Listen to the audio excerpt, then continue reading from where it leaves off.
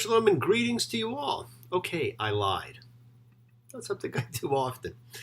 I said summer was just around the corner, but you would swear we were in late fall by the way that the weather has been. In fact, I saw birds heading south the other day, and summer hasn't even officially begun yet. And I think Harvey had a great birthday last week. I imagine there would have had to have been a fire marshal on hand for the birthday cake. But of course, you reach a point where every birthday you get to celebrate is great. And let's also hope that for this week coming up, we have a great day for Father this weekend. You know, the often forgotten, sometimes unseen hero.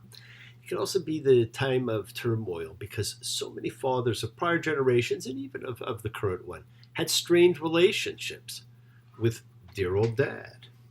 My child arrived just the other day. He came into the world in the usual way, but there were planes to catch and bills to pay. He learned to walk while I was away, and he was talking before I knew it. And as he grew, he'd say, I'm gonna be like you, Dad. You know I'm gonna be like you. And the cat's in the cradle and the silver spoon. Little boy blue and the man in the moon. When you're coming home, Dad, I don't know when, but we'll get together then. You know we'll have a good time then. Probably one of the great, songs of fathers and sons. But when is then? Nobody really knows. And like I say, it is really a fantastic capture of so many father-son relationships. And if that's yours, you can change it, my friends. It is a choice. It's always a choice. Now, one fellow told me he had a fairly strained relations and distant relationship with his father, and they really did not have that much in common to say or even, to get together with. It's kind of like this song gets into. And he carries the weight of his relationship with his father with him, and he always remembers how his father always promised, but never came through. Everything was he was going to do this and that, but. And that, my friends, is the most powerful word in the English language, and as you will see in probably any language. 3 little letters that usher in a wave of apprehensive fear. But, whatever your relationship, please call Dad. Wish him a happy Father's Day. And if he's not with us, his spirit still is. So talk to Spirit. We elevate Spirit during the year. It is always around. So let's all take a moment now and offer up a prayer for those we love who did not necessarily know how to love us. And while we're at it, and since it is an individual entreaty and a group of like-thinking people, let's call everybody we know together in a showing of faith, of love, as a community, a chavura, fellowship. When we express our nature of kindness, of compassion, thoughts, feelings, hopes, dreams, and wishes that unites all of us in this community house of spirit, Beth Ruach. So once again, please do go ahead. Invite everybody you know, physically, psychically, emotionally, spiritually, to gather and share from Psalm 133, the Hine Matov. Come together. Hine Matov. Shevet Achim Gam Yachad. Hine Matov. Shevet Achim Gam Yachad. How good and how pleasant it is for brothers and sisters together. Community. Community. Community. Together. And as a community, let us all spread love, goodwill, and fellowship to the entire world, my friends. As we generate a spiritual connection that unites us, each of us together as a whole, let's send that special healing and renewal energy out to everybody that we know. So think of whoever you know that needs healing or renewal or just goodwill. Focus on them. Call their name. For Steve and Shelley, for the alien, for Bob, for Ronnie, for Sarah, Ben, for Lindsay and the bee. Of course, make sure you always include yourself. You need renewal too. We all need renewal, my friends. It is the kindness, healing, wishes, goodwill, and love that you all send out that circles the world finding those in need, and it does find those in need. So thank you, each of you, for all you do, for all you care, because the world is a world of spirit, and spirit never dies. Me, Shabbat, Avotenu, Makor HaBracha, obtain new. May the source of strength bless the ones before us. Help us find the courage to make our lives a blessing. The renewal of body, the renewal of spirit. And let us say, Amen. Let's all say Amen, my friends, and let's all have our spirits renewed. Misha Berach. Remember, this is your creation of sacred time in your sacred space. We all have our own little sacred space that we put away. To talk to whoever, whatever you believe in, it is a part of your intention, your kavanah, your goodwill for the universe. Now, this week the people are on the move, and we read one of the most fascinating but worst nicknamed episodes of the Bible, Shelach, Send, but known forever as the episode of the spies. But maybe not spies. Maybe they're really doing special surveillance, or maybe they're just informants sent to acquire information. Look how a book written 3,000 years ago reflects on events taking place today. Wow, what an awesome spiritual book. Who would have thunk it? And people think it has no modern significance. Well, whether it's surveillance, information gathering, or spies, they were the chieftains and leaders of the people. They succumbed to fear. And that's the real warning of this parsha, as so much of the stories of the patriarchs and the people to this point in time point to. Fear. In fact, God's signature name, who brought you out from the house of confinement. Fear. Now, since the beginning of Genesis, we've actually known only one leader of the people, ever, and that's Moses.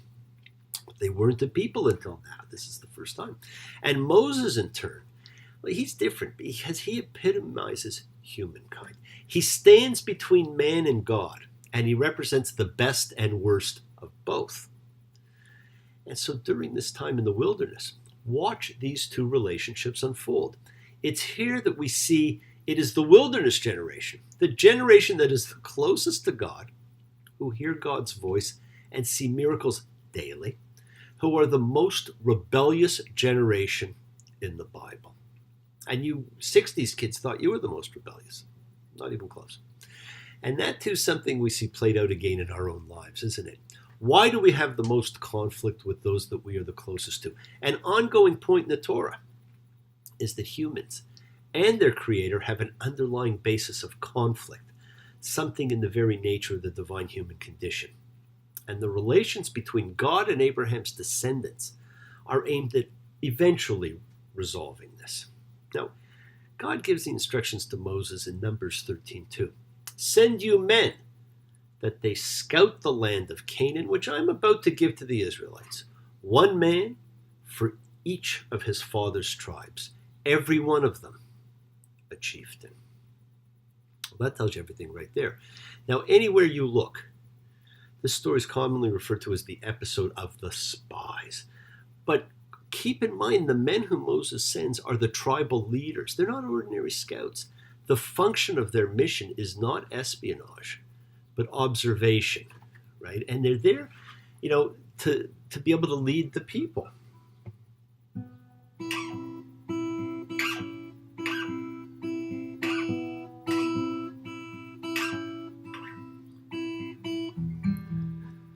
Beware of pretty faces that you find. A pretty face can hide an evil mind. Be careful what you say, or you'll give yourself away. Odds are you won't live to see tomorrow. Secret agent man, secret agent man, they're giving you a number and taking away your name. These are the leaders. They're not secret agents. That's why their negativity when they return is so devastating. It's not just a disappointing bit of intelligence. This is a complete failure to lead and encourage. And that is what we look to our leadership for, be they in family, in business, or in the nation. Now look at where they go and who they see. Numbers 13:22. And they went up in the Negev, and they came to Hebron, and Ahiman, Sheshai, and Talmai. The offspring of the giants were there. Hebron.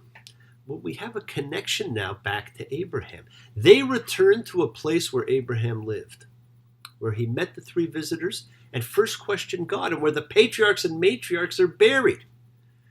It's also the place from which Jacob sent Joseph to find his brothers, which, in a sense, initiated the whole sequence of events that led to Israel's being in Egypt.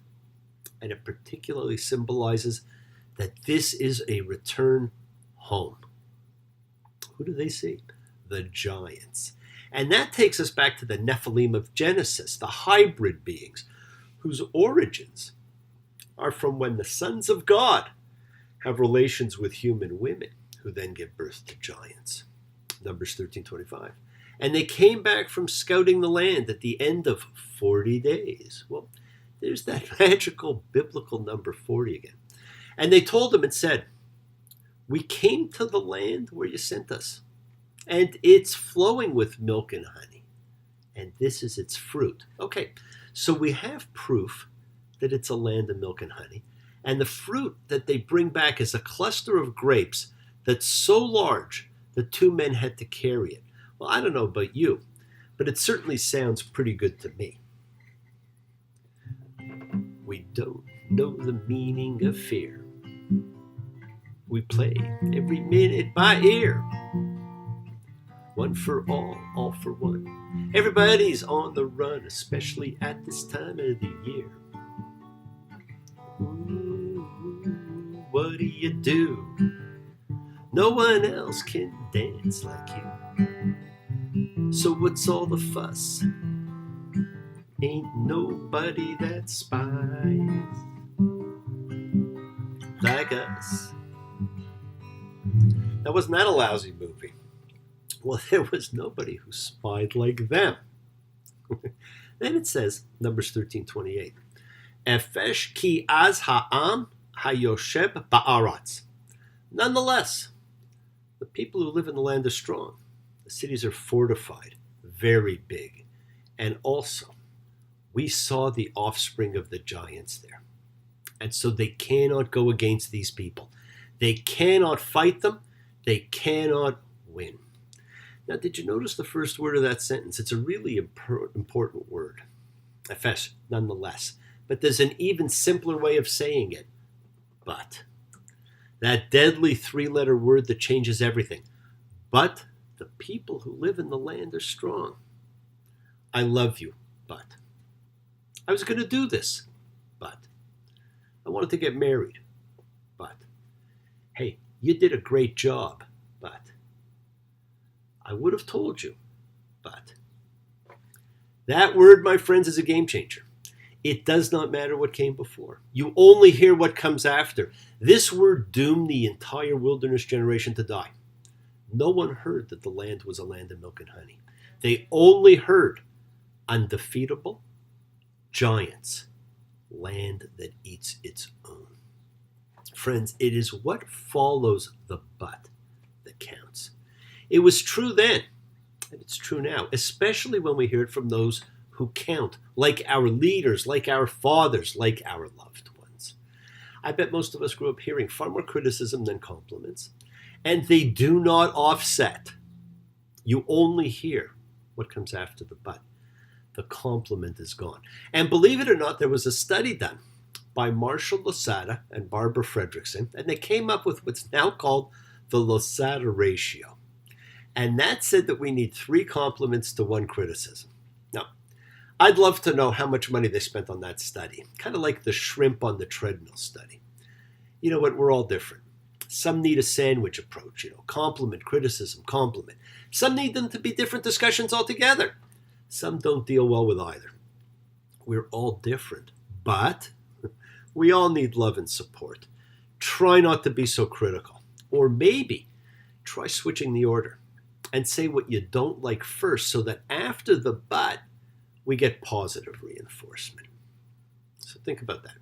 And even though it was this succumbing to fear that did them in, we're told in Numbers 14:2, when all the children of Israel complained at Moses and Aaron, because we were told they were complainers, and all the congregation said to them, if only we had died in the land of Egypt, or in this wilderness, if only we had died. Let's appoint a chief and go back to Egypt. This is really the first of the rebellions I talked about. Well, you know what? Be careful what you ask for. God takes this one personally. And he asks Moses in Numbers 14:11, how long will this people reject me? And how long will they not trust in me with all the signs that I've done among them?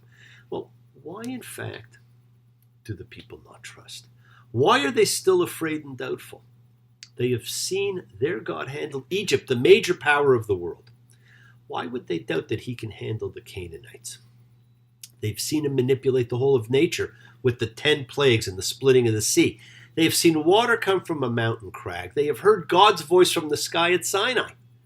They are eating miraculous manna every single day.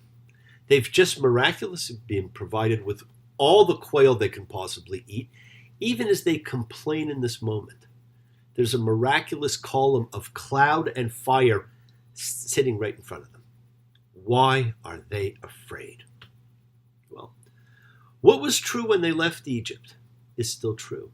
They are still slaves in their hearts. They are not yet capable of independence, responsibility, or action. They're also not ready for the life of free people in a land of their own. This is going to be left for their children, who grow up not knowing the experience of having been slaves. And God pronounced a sentence on them, Numbers 14:34. For the number of days that you scouted the land, 40 days. You shall bear your crimes, a day for each year, 40 years. And you shall know my frustration. So they were like a couple of days away from, the promised land, and now they're going to spend 40 years. And during that 40 years, every member of the generation that left Egypt will die. Well, how many people did you know, who died in the wilderness? Just short of happiness, knowledge, compassion, love, when it's just over the horizon, when you must put fear to rest.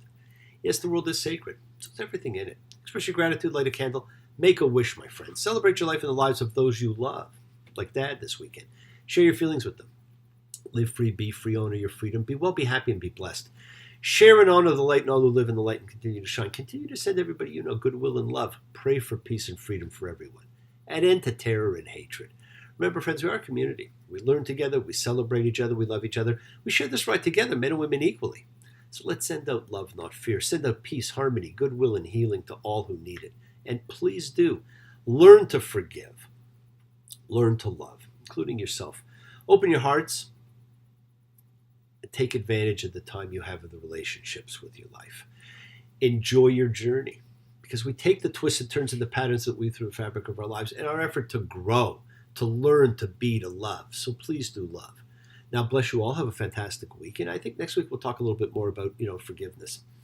And have a week of love and light, a week of peace, a week of miracles. Examine your intentions. Use them to imprint your will on the universe. We set in motion all that happens in our lives, our intention, our kavanah. Cause or effect, everything is linked. Now, as I've said, you always have time to forgive and to be forgiven. You have the knowledge of what's good and bad, so acknowledge what you have done wrong to yourself, to God, and to any other person you've wronged, and ask forgiveness. But do so with sincerity, with accountability, with vulnerability. Forgive those who have hurt you as you learn to be forgiving and to be compassionate, because the secret of forgiveness, of compassion and peace, is in acceptance. Can you accept yourself? Other people in the world just as they are? Can you accept life just as it is without trying to control it? If you do, you can experience the peace that acceptance brings. So don't stop your journey. Keep moving towards your own promised land, my friends. Don't follow fear, follow love. It's always in front of you. And remember to have faith. It's an unwavering adherence to principle, just as I have faith in the principle of love and of all of you. Act with purity of heart and mind. Despise none, defraud none. Hate none. Cherish all. Honor every child of God, every creature of the earth. May all people know peace in this year, and may you nurture kindness and love wherever you go, and work to be present in the body, Expand your heart, quiet your mind, because the deepest source of real power lies in your consciousness and the ability to be mindful, to be aware, to be present in all of life's circumstances. So make the most of your time in this life. Continue to touch and transform the lives around you. You're never alone. You're forever blessed with the ability to bring blessings to everybody you meet. Health, love, renewal, whatever you think, you can give it to somebody else. Your words are your power to transform, to love, to bless. So be generous with your blessings. Bless others, bless yourself, and love with the heart, because we're all part of a greater whole. Embrace love, not fear, forgiveness, not anger. Be there for someone, because someone will always be there for you, whether you know it or not. And continue to explore faith and belief. Do not accept shame. It's never a natural state. Whatever you feel others have felt, whatever you've experienced, others have too. We share together, we learn together, we help each other. We are each of us trying to find love and acceptance and support. We all have or could have a special someone in our lives. So find them and tell them what they mean. And remember, Dad is special. And it's never too late for either of you to fix your relationship. I've long since retired and my son's moved away. I called him up just the other day. I said I'd like to see you. If you don't mind, he said, I'd love to, Dad, if I could find the time. But my new job's a hassle and the kids with the flu. Sure nice talking to you, Dad. It's been sure nice talking to you. As I hung up the phone, it occurred to me he'd grown up just like me. My boy was just like me. Now, if that's how it is for you, change it. Be happy, be healthy, be helpful, be kind, and be loving. Imprint your will on the blank canvas of life and keep celebrating being free to be you. Shabbat shalom and blessings to you all, and happy Father's Day, all you fathers out there. Take care. Thanks. Bye.